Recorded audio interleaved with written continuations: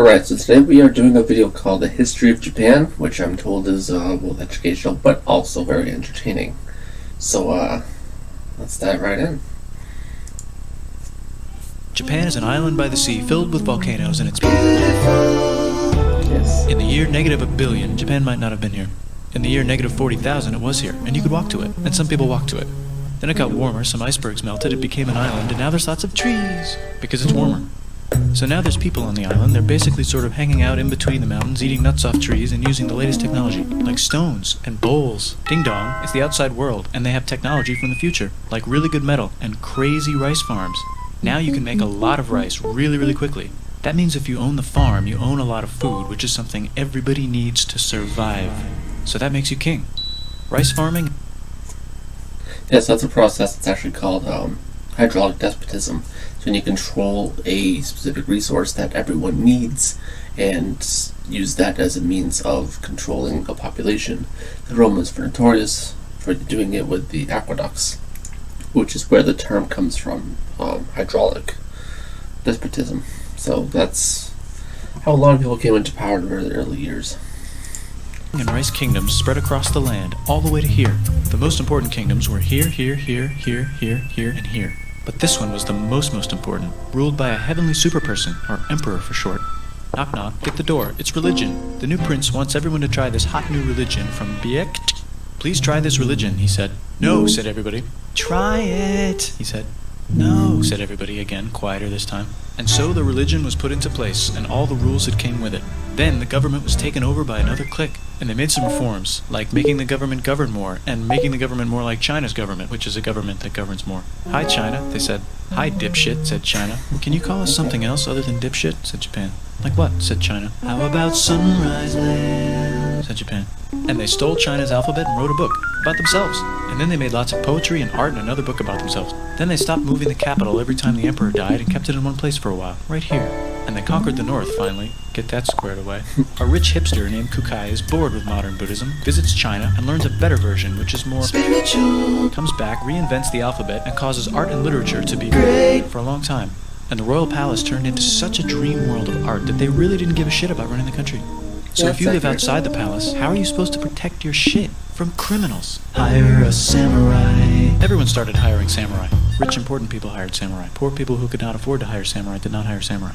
The samurai became organized and powerful, more powerful than the government, so they made their own military government. Here, they let the emperor still be emperor, but the shogun is actually in control. Breaking news, the Mongols have invaded China. We've invaded China, said the Mongols. Please respect us, or else we might invade you as well. Okay, said Japan. So the Mongols came over, ready for war, and died in a tornado. But they tried again, and had a nice time fighting with the Japanese, but then died in a tornado. Then the emperor overthrows the Yes, that's actually not a commonly known fact, is that the Mongols did try to invade Japan twice. The first time they were wiped out by typhoon. But the second time they did manage to actually land a number of warriors into Japan who were pretty quickly fought off by the samurai. I think a lot of that had to do with the fact that Japan had a warrior culture in Bushido and in the samurai that most countries, most territories, regions didn't have. Most cultures didn't have. And those were often the cultures that were conquered by the Mongols. So when the Mongols came across the Japanese, they were facing something they hadn't really faced that much before. Whereas they definitely faced some fierce warriors and tough opponents. No one quite had the sort of warrior culture that the Japanese had established in their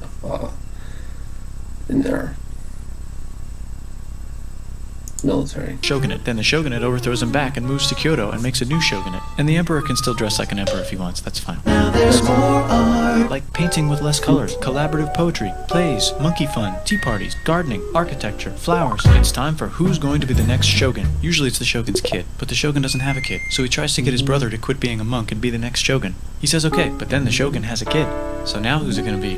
Vote now on your phones. And everyone voted so hard that the palace caught on fire and burned down. The shogun actually didn't care. He was off somewhere doing poetry. And the whole country broke into pieces. Everyone is fighting with each other for local power, and it's anybody's game. Knock knock, it's Europe. No, they're not here to take over. They just want to sell some shit, like clocks, and guns, and Jesus. So that's cool, but everyone's still fighting each other for control, now with guns. And wouldn't it be nice to control the capital, which right now is puppets, with no one controlling them? This clan is ready to make a run for it, but first they have to trample this smaller clan, which is in the way. Surprise, the smaller clan wins, and the leader of that clan steals the idea of invading the capital and invades the capital, and it goes very well. He's about halfway through conquering Japan when someone who works for him kills him, and then someone else who works for him kills them, and that guy finishes conquering Japan. And then he confiscated everybody's swords, and made some rules. And now I'm going to invade Korea, and then hopefully China, he said, and failed, and also died. But before he died, he told these 5 guys to take care of his 5-year-old son until he's old enough to be the next ruler of Japan. And the 5 guys said, yeah, right, it's not going to be this kid, it's going to be one of us, because we're grown-ups. And it's probably going to be this guy, who happens to be way more rich and powerful than the others. A lot of people support him, but a lot of people support not supporting him. They have a fight, and he wins, and starts a new government, right here. And he still lets the emperor dress like an emperor, and have very nice things. But don't get confused, this is the new government, and they are very strict. So strict they close the country. No one can leave, and no one can come in. Except for the Dutch, if they want to buy and sell shit, but they have to do it right here. Now that the entire country... Yeah, so, that's actually an interesting fact about Japan, is that when the Europeans showed up, they were trying to do what they did everywhere else, is spread Christianity and convert the Japanese, which at first was working. They were actually getting people to convert, a lot of missionaries from all sorts of different countries, mostly Spain, Portugal, the Catholic countries, but a lot of different countries. However, the Tokugawa wasn't having any of it, and thought that the conversion of Christianity was a threat to Japanese culture and kind of an abomination. So he did what any shogun would do. He unleashed the samurai, and he rounded up all of the Japanese Christians and had them killed. The European Christians were either deported or killed, regardless of whether or not they were civilian or not. He had them all killed, and he kicked all of the Europeans out of the country. Shortly after that, they got back in touch with the Dutch. And the Dutch didn't care what you believed in. They wanted to make money. So the Dutch were very interested in working with Japan, and Japan gave them that little territory that they could establish shop on, and it worked out very well for both, because the Dutch only cared about making money, the Japanese had money, and they wanted to buy guns. The Dutch wanted to sell guns. Worked out very well for both of them. It was not at war with itself. The population increased a lot. Business increased. Schools were built. Roads were built. Everyone learned to read. Books were published. There was poetry, plays, sexy times, puppet shows, and Dutch studies. People started... Yeah, so that's actually another interesting thing, too, is that under Tokugawa Ieyasu, it was a very strict regime, and they were very repressive to the people, but at the same time, they progressed the country very far. Literacy, science, all sorts of things. Even militarily, they modernized the country greatly, and brought them actually probably ahead of even a lot of European countries. Literacy was still not super common among lower classes where it was in Japan at this time. Study European science from books they bought from the Dutch. We're talking geography, skeletons, physics, chemistry, astronomy, and maybe even electricity. Over time, the economic and cultural prosperity began to gradually slow down. Knock knock. It's the United States, with huge boats, with guns. Gunboats. Open the country. Stop having it be closed, said the United States. There was really nothing they could do, so they signed a contract that lets the United States, Britain, and Russia visit Japan anytime they want. Choshu and Satsuma hated this. That sucks, they said. This sucks. And with almost very little outside help, they overthrew the shogunate, and somehow made the emperor again, and moved him to Edo, which they renamed Eastern Capital. They made a new government, which was a lot more Western. They made a new constitution that was pretty Western, and a military that was pretty Western. And do you know what else is Western? That's right. So yeah, that period was called the Meiji Restoration, and what Japan's goal was to become more westernized. They westernized the military, their politics, even some aspects of the culture, but they were definitely trying to modernize. They saw what Europe was becoming, how powerful they were becoming as imperial powers, so that they try to copy that and make it Japanese. Is what the Japanese often do, is take things and assimilate them to make them Japanese. And one thing that's a little ironic is that when it came to military, they actually modeled themselves a lot after the Prussians, the German Empire, seeing how effective they were, which is a bit funny because they would fight against them in World War I and be their allies in World War II, but they were really the inspiration for the Japanese military structure at the time, and would be for quite some time actually. It's conquering stuff. So what can we conquer? Yep, that's Korea. They conquer Korea, taking it from its previous owner, China, and then go a little bit further. And Russia rushes in out of nowhere and says, "Stop, no, you can't take that. We were going to build a railroad through here to try to get some warm water." And Russia builds their railroad, supervised by a shit ton of soldiers. And then when the railroad was done, they downgraded to a fuck ton. Did I say downgrade? I meant upgrade. And Japan says, "Can you maybe chill?" And Russia says, "How about maybe you chill?" Japan is kind of scared of Russia. You'll never guess who's also kind of scared of Russia. Great Britain. So Japan and Great Britain make an alliance together so they can be a little less scared of Russia. Feeling confident, Japan goes to war against Russia, just for a moment, and then they both get tired and stop. It's time for World War I. The world is about to have a war, because it's the 1900s and weapons are getting crazy, and all these empires are excited to try them out on each other. Meanwhile, Japan has been enjoying conquering stuff and wants more. And the next thing on their list is this part of China and lots of tiny islands. All that stuff belongs to Germany, which just had war declared on it by Britain because Britain was friends with Belgium, which was being trespassed by Germany in order to get to France to kick France's ass because France is friends with Russia, who was getting ready to kick Austria's ass because Austria was getting ready to kick Serbia's ass because someone from Serbia shot the leader of Austria's ass. Or, actually shot him in the head. And So yeah, that's the very convoluted beginning of World War One, where everybody sort of declared war on everybody else. The alliance system both worked and didn't work at the same time. And yeah, Germany took the blame for all of it, when really it looks like pretty much everybody was to blame. Everyone had a part in starting that war or escalating that war. Britain is currently friends with Japan, so you know what that means. Duh, Japan Should take the islands. which they wanted to do anyway, so they called Britain on the telly to sort of let them know. And then they did it. And they also helped Britain a little here and there with some errands and stuff. Now the war is over, and congratulations, Japan, you technically fought in the war, which means you get to sit at the negotiating table with the big dudes, where they decided, Yeah, so it's not actually very commonly known that Japan did fight in World War One quite a bit, actually. The Japanese had a brand new navy, and they sort of wanted to test it out, and they also wanted to conquer those islands. So they fought against the Germans. They fought not just in the Pacific to protect the British and French colonies, but they also actually fought in the Mediterranean parts of the Atlantic when the Allies were suffering against German submarines. They proved to be very effective and really helped the Allies quite a bit. They never really got the full appreciation of this after the war, and a lot of times their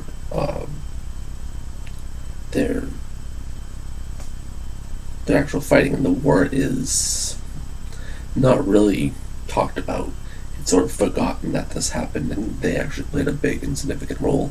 They weren't appreciated, which really was a problem later for Japan. This was a big problem in the way Japan reacted with the West. who owns what? And yes, Japan gets to keep all that shit they stole from Germany. You also get to join the post-war mega alliance, The League of Nations. whose mission statement is to try not to take over the world. The Great Depression is bad, and Japan's economy is now crappy, but the military is doing just fine, and it invades Manchuria. In the League of Nations, it's like, no, don't do that. If you're in the League of Nations, you're not supposed to take over the world. And Japan said, How about I do anyway? and Japan invaded more and more and more and more of China, and was planning to invade the entire East. You've got mail. It's from Germany, the new leader of Germany. He has a cool mustache, and he's trying to take over the world and needs friends. This also got forwarded to Italy. They all decided to be friends because they had so much in common. It's time for World War II. Germany is invading the neighbors. Then they invade the neighbors' neighbors. Then the neighbors' neighbors' neighbors, who happened to be Britain, said, holy shit. And the United States started helping Britain because they are Good friends. and started not helping Japan because they're Friends and our friends are not friends. Plus they're planning on invading the entire ocean. The United States is also working on a large, very huge bomb, bigger than any other bomb, ever, just in case. But they still haven't joined the war. War looks bad on TV, and the United States is really starting to care about their image. But then Japan spits on them in Hawaii and challenges them to war, and they say yes. And then Germany, as a symbol of friendship, declares war on the United States also. So the United States goes to war in Europe, and they help the gang chase Germany back into Germany, and they also start chasing Japan back into Japan. And they haven't used the bomb yet, and are curious to see if it works, so they drop it on Japan. They actually drop two.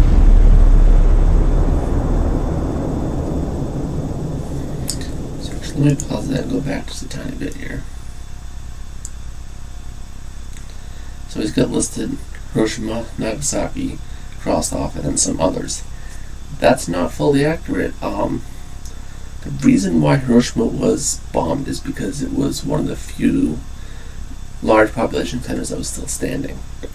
Most of the city had been firebombed to ashes. The Americans have been firebombing Japan for quite some time. Anything with any real strategic value, military bases, factories, all that kind of stuff was long gone. Japan's air force was pretty much gone. Their navy was pretty much gone. Their army stuck in Manchuria. And the U.S. wanted to really test how well this weapon was going to work, so they used it on Hiroshima, and Nagasaki was a smaller place, but it was also barely touched by the war. So they really wanted to test these weapons out, and there were two different types of nuclear weapons that were being used, and so they really got to test each one and see which one was better, how each one was effective. So it's a little brutal that they tested nuclear weapons on civilians, but that was why those places were targeted. It had no real strategic value of any kind.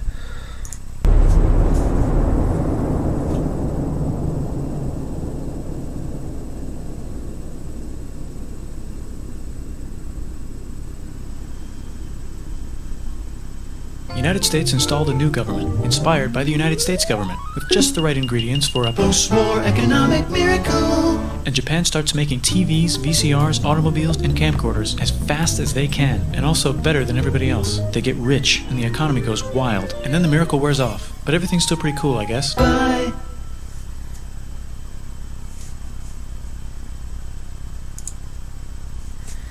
So that was a video. That was good.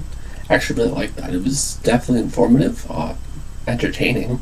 I got kind of an Eric Cartman vibe out of it a little bit, which I definitely liked.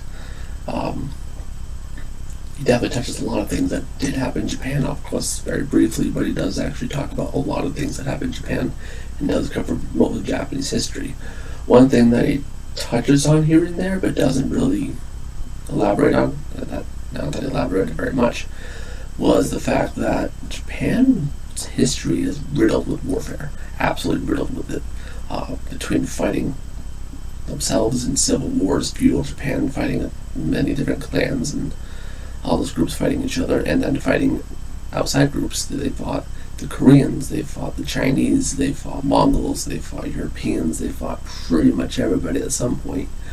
So yeah, their history is very riddled with warfare, and that comes to play a role later on, especially in World War II, when they wouldn't surrender. So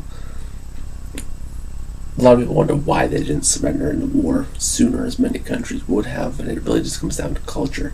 Japan had a long history of warfare, a lot of warfare, and surrender wasn't really an option. Japanese traditionally fought to the death, so culturally they didn't have much surrender, and a few times people did try to surrender, they usually didn't let them, and they just killed them anyways. So surrendering was just a very foreign idea to the Japanese at that time. Unfortunately for Japan, fighting to the death meant the death of a lot of people. They were looking at 1 million plus U.S. Marines being landed in an invasion. They have no real forces to defend themselves. The Soviets are coming. They got 2 nuclear bombs dropped on them. The country's been burned to the ground. Navy's gone. Air Force is gone. And they still wouldn't surrender. They were still 50-50 on surrendering, even after all that. And it really just comes down to their culture and their history of warfare and not surrendering. But yeah, anyway, this was definitely a very entertaining video. I liked it a lot. If you enjoyed this video, please like and subscribe. Let me know if there's any other videos you want me to watch, to react to, and I will definitely give those a shot. So I'll end the video right there, and I'll see you next time.